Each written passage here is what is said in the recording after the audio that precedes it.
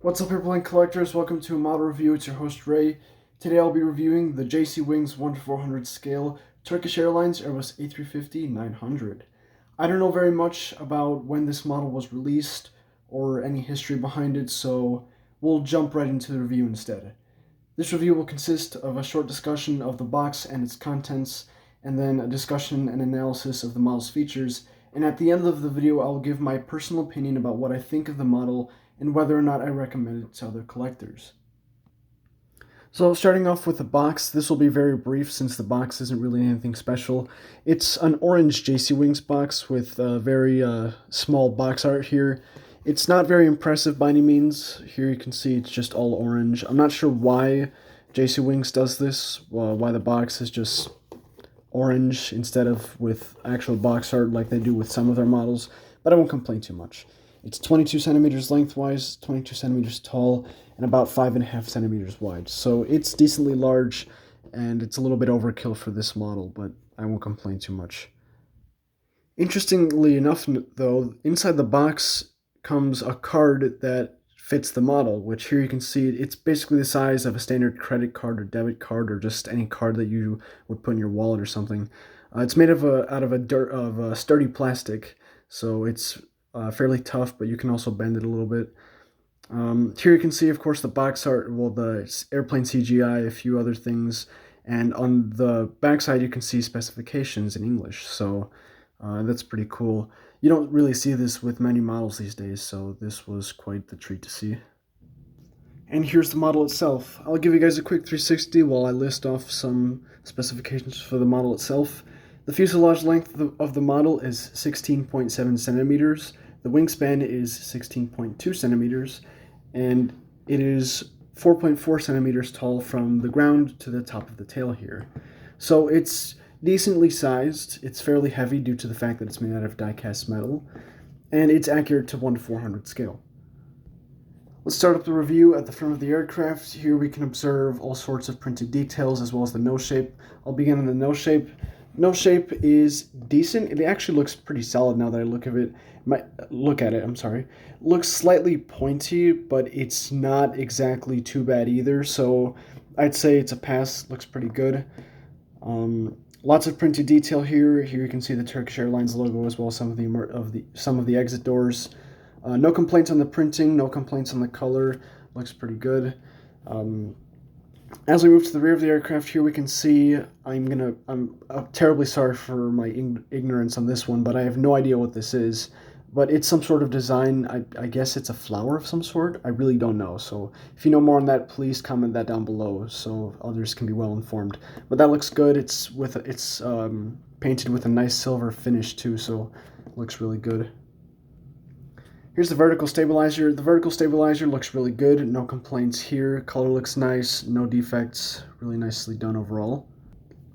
Same deal here on the right side of the aircraft. No complaints. I'll show you guys the right side. Here you can see it's basically the same as the left side of the aircraft. Sorry for my camera falling out of focus. Moving on to the wings. The wings are painted a bright white color, which looks pretty good. Not as much printed detail on here, but at the same time there isn't really much to print, so the wings look really good. Wingtips also look nice. Here you can see on the outside, okay, if my camera would focus, that is. Sorry about that. Okay, so you can barely see it, but there is a Turkish Airlines logo right here. It looks really nicely done.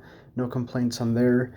And the bottom side of the wings, there isn't much on the bottom side of the right wing, but on the left wing, you do see the aircraft's registration on the underside, which that's really nice. Same thing goes for the top of the right wing. You can also see the aircraft's registration.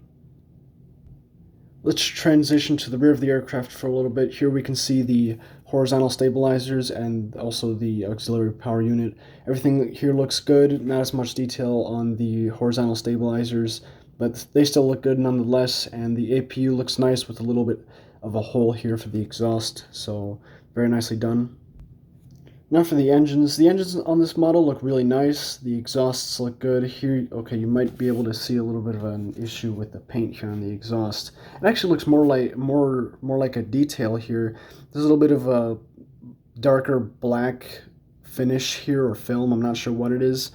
But it is right here at the border of the two different exhaust parts, so that actually looks really nice. It looks more like weathering, but that's something I noticed.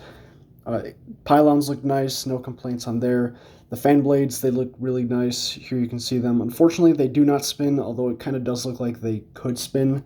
They don't, but still looks good. Here you can see the majority of the printed detail on the right engine, so take a moment to look at that. Not as much printed detail as other engines, but it is still accurate to the A350, so that's very good. I'd like to discuss external features on the fuselage for a little bit. This aircraft does feature both antennas and Wi-Fi domes. There are 3 antennas on the top of the aircraft, a large one here, and a smaller one here, as well as a small Wi-Fi dome. No complaints on these, all of them look pretty good so far. On the bottom of the aircraft, there is only one singular antenna on the front portion of the aircraft, which is right there. Aside from that, there's no other external features on the fuselage. Here's the bottom of the aircraft. Down here you can see an impressive amount of detail. There's actually quite a lot of detail, which looks pretty good so far. Here you can see the Turkish Airlines logo, which is unfortunately cut by the display stand hole, but that happens every time. Something I did notice on this logo, unfortunately, and down here is actually where the majority of my complaints come in from. I'm going to zoom in a lot. Here you can see a scratch of some sort, and it is part of it. It was scratched. I'm not sure how that happened, but unfortunately there is a major scratch here. Looks like a hobby knife did that. I did buy this from a retailer, so it hasn't been owned by anyone else to my knowledge, but that kind of stinks. And another thing that I noticed here, you can barely see it. There's a bit of like excess glue right here that, like, I guess some glue dripped and it got into the bottom of the fuselage, so hard to notice, but it is something I noticed that kind of irritated me. But aside from that, printed detail looks nice. You can see, or you can kind of see some of the printed details down here. Turkish Airlines logo looks good, aside from the cut that I mentioned here. Whatever these things are, they're also done really nicely. There's little indentations here, and then the printing surrounds them.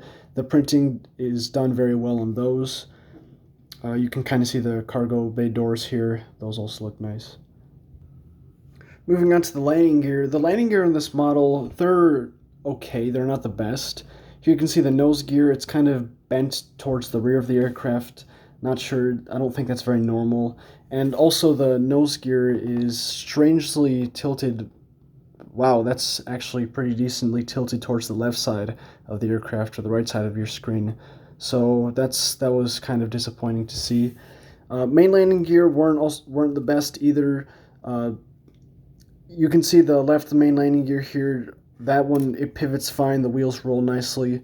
No complaints on this one. But on this one, can kind of see it was not made the best. It's kind of hard to describe, but like the join between the gear itself, where it's supposed to pivot, and like the main structure, it's not the best. It doesn't want to pivot backwards like this one does, but it does pivot forwards like on the real A350, so I won't complain about it too much. Here's a better angle of what I was talking about. Here you can see this part isn't done nicely, but this one, it's kind of bent outwards. I'm not sure what happened. Alright, so here's the front of the aircraft. Here we can see gear balance, wing flex, all of that. The wing flex looks really nice on both the main wings and the horizontal stabilizers. No complaints there. Cockpit window printing looks balanced nicely. The alignment with the vertical stabilizer looks good. I actually had to bend it a little bit since it was pointing towards the left of the aircraft, or the right side of your screen, and you can kind of see that. I did kind of have to mess with it, though. Now it's pointing to the right.